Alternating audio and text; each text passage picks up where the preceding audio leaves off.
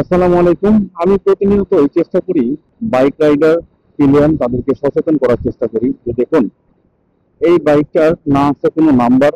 সে সালাম দিচ্ছে, ওয়ালাইকুম আসসালাম, ওকে। তো না আছে নাম্বার, না আছে হেলমেট, পাশে ওনারও হেলমেট নাই। কিন্তু যাই হোক সে একা একা আস্তে আস্তে চালাচ্ছে, কিন্তু এটা হিরো স্প্লেন্ডার, নাম্বার নাই এবং তারা তিনজন। তো এই তিনজন রাইড করতেছে, তিনজনের একজনের মাথায়ও হেলমেট নাই। তো এই যে মহাসড়কে তারা যে তিনজন রাইড করতেছে, একজনের হেলমেট নাই, যদি পড়ে যায় তাদের কি অবস্থা হবে? তো আল্লাহ না করে মাথায় একটা আঘাত পেলে তো কি অবস্থা হবে? তো আবারও দেখেন যে এখানে তিনজন হেলমেট নাই, তারপর আবার অ্যাপাচি। এ তো ব্রেক করলে এমনি চলে যায়, এ তো দাঁড়ানোই কষ্ট অ্যাপাচি।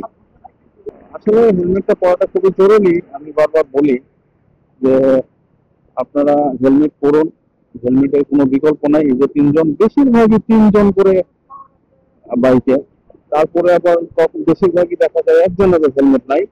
আবার অনেক সময় রাইডারের হেলমেট আছে, পিলিয়ন দুইজনের হেলমেট নাই।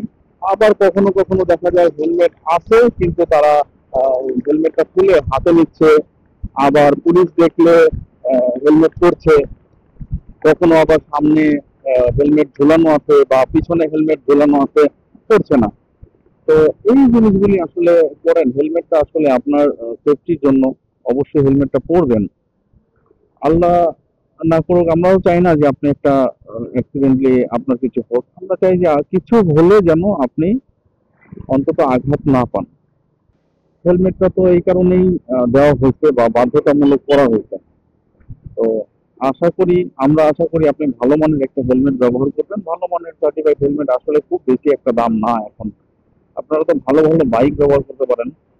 মানে অনেক সময় দেখি যে অনেক দামি দামি বাইক চালাচ্ছেন কিন্তু হেলমেটটা পরছেন না। এই যে এই ভাইয়ের হেলমেট সামনে রাখা আছে কিন্তু পরলো না, যদিও ওরকম ই না, ভালো মানের হেলমেট না, ঠিক আছে, কিন্তু পরা উচিত। সামনের এই ভাইয়ের মনে হয় খুব গরম লাগছে, তাই হেলমেটটা হাতে নিতে তিনি।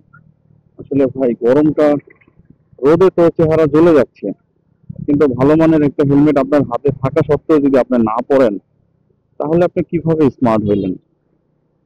আমার কাছে তো মনে হয় হেলমেট পরাটাই স্মার্টনেস। স্মার্ট তো হেলমেট পরবে, সুন্দর করে হেলমেট পরবে, লুকিং টুকিং সব ঠিক থাকবে। এটাই তো স্মার্টনেস একজন বাইকারের।